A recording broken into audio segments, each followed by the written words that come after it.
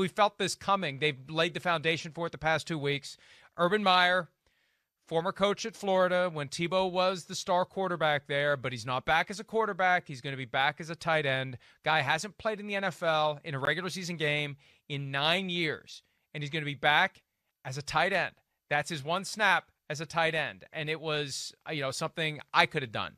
I'm always conflicted with Tebow because I feel like he's the pawn in the broader scheme to separate people from their money. That people know, whether it's the Mets, whether it's the Jaguars, right? They know this guy's going to sell jerseys. He's going to sell tickets. He's going to create excitement. But at the same time, he doesn't deserve the spot. His abilities do not merit a job with the Jaguars, just like it didn't merit a spot on the AAA club of the New York Mets that he was playing for. There's somebody else who should have had that job based on merit. This proves that it's not always about merit. It's about money. And with Tebow, it's the money that is driving this.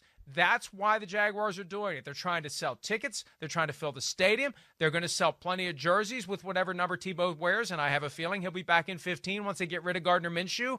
And that's just the way it is. And look, is it right? Is it wrong? I don't know, but it's not surprising. It's not surprising to me at all, Chris. No, it's not surprising to me. Listen, it's a weird subject altogether. It is. Again, like I know Tim Tebow's a really good guy, 100%. It's not personal to him, but it's like, yeah, it's weird. I got mixed feelings about it a little bit. I do. One, hey, I understand it. I get it. Like you said, there's the financial aspect, the media attention, everything about it. Jacksonville, Tim Tebow, he's a legend in that part of the country. I was talking to somebody down in Jacksonville yesterday, Mike, and they literally said, I think the people here are more excited about Tebow being signed than us drafting Trevor Lawrence. Like that is amazing. Exactly. That is amazing. Right. Well, so that's where, again, so I understand it. It's business. There's a personal relationship with Urban Meyer and Tim Tebow. Yes, he's going to get people to go to training camp, and we're going to have more interviews with Jacksonville because Tebow's there, and you're right, it's going to sell jerseys. But I also come back to, like, all of that, and I know Tebow's worked hard, and I'm not trying to, like, take credit away, but I also think it has to be stated, like, if this isn't the example of, like, white privilege in sports, then I don't know really what is. I mean, I really don't. Like, I mean, this is the you said it. I mean, the quarterback thing didn't work. He was very fortunate to get as many, at bats at that as there was. No business really being on a professional baseball team. Gets to do that.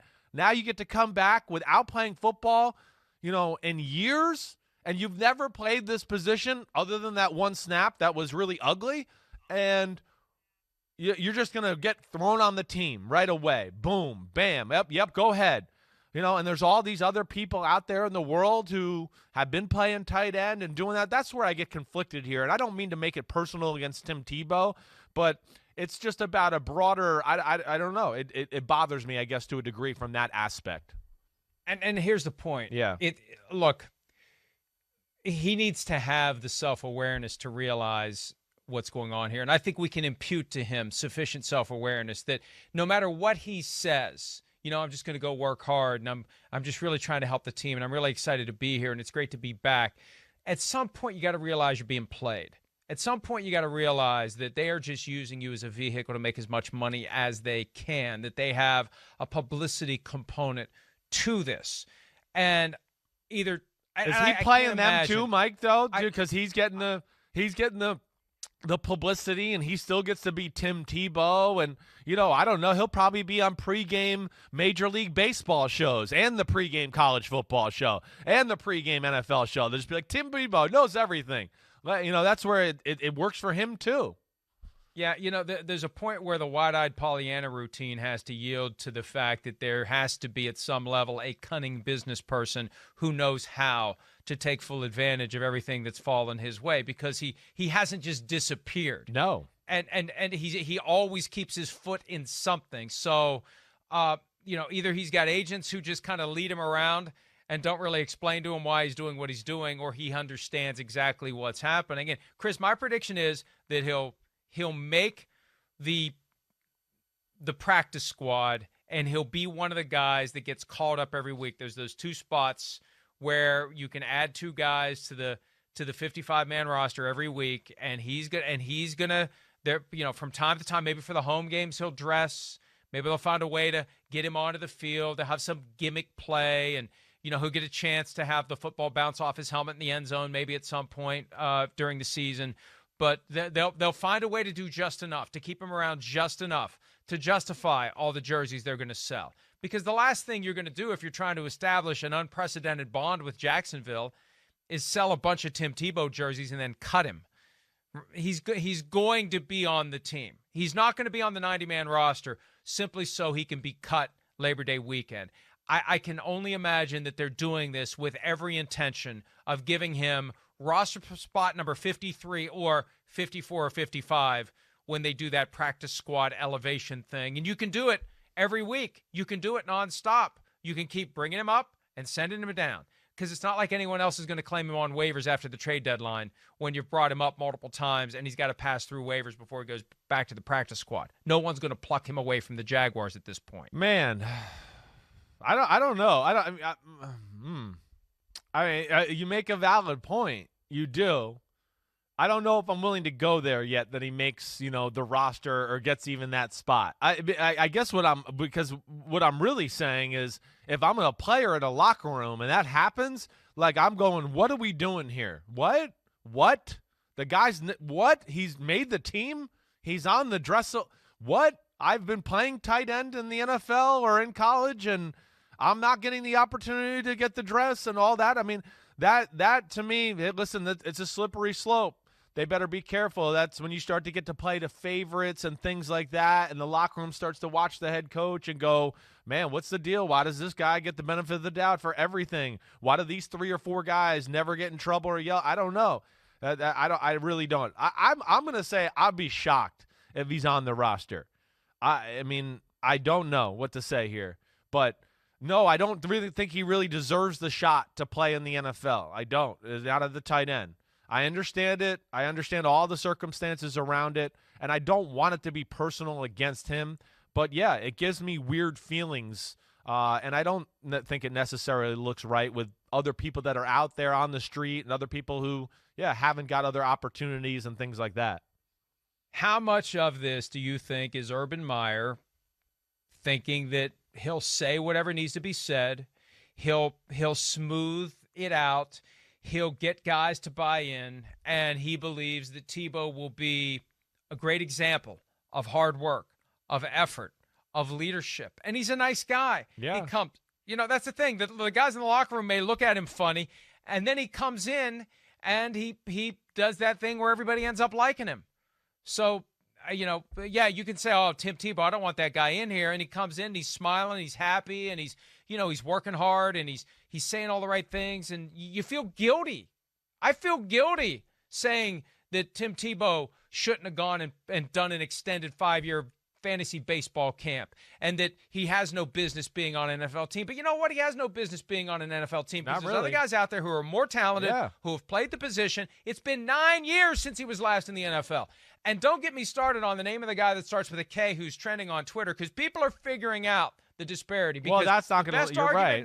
Right. The best argument now against anyone considering Colin Kaepernick is what? He's been out of football for 2017, 2018, 2019, 2020. Yes. Okay. He hasn't played in 4 seasons. Yep. We can't give wipe him that excuse away. There's been 4 years of quarterbacks who have come to the NFL. This guy hasn't done anything by way of playing football. And now you got a guy 13, 14, 15, 16 on top of 17, 18, 19, 20, and nobody's batting an eye. Oh, yeah, come on back, Tim Tebow. I know. That's the disparity that people are looking at, saying, what the hell is wrong with this picture? What's wrong with this picture? Yeah, I know. Listen, I'm in the kitchen last night with the wife telling her this story, and it's... I'm sure she appreciates being referred to as the wife. Well, go ahead. We have an old school relationship. That's why we talk. I mean, that's the way we are. I mean, we're old school. Wife. Yeah, sorry. So she doesn't take offense to that. I wouldn't call her that if that was the case. But like, it's the first thing that came up with the wife was like,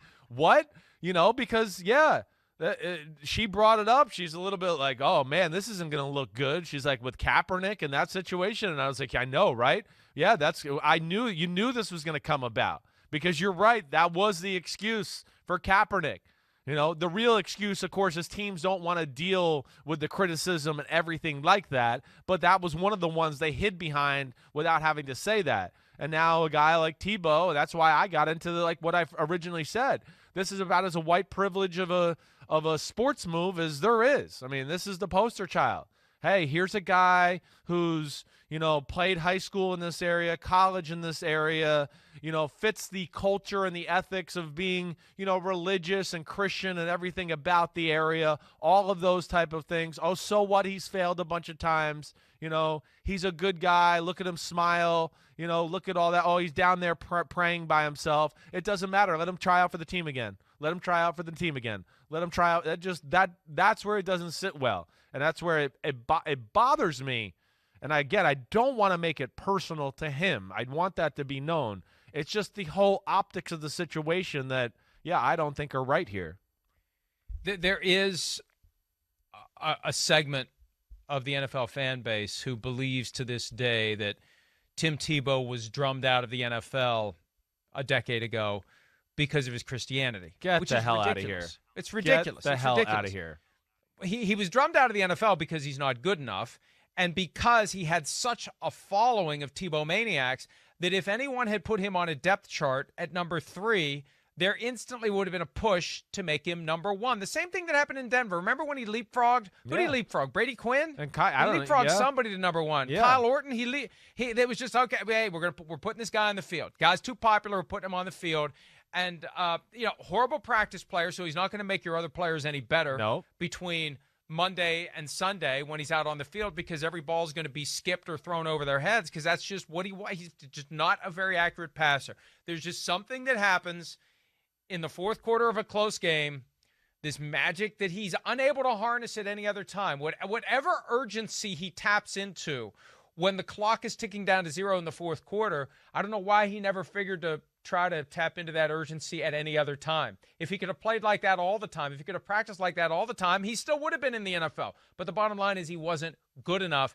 And coaches and GMs didn't want the distraction that was going to come from all the Tebow fans wearing them out to play a guy who didn't deserve to be on the field. Right. I mean, listen, you can sit here and argue. I mean, again, it's really, he was not a starting quarterback in the NFL. Yeah, it kind of fell into that way. And, of course, it wasn't because of the following and all the things you said. Like, nobody was going to let that die, including Tim Tebow, no matter where he went.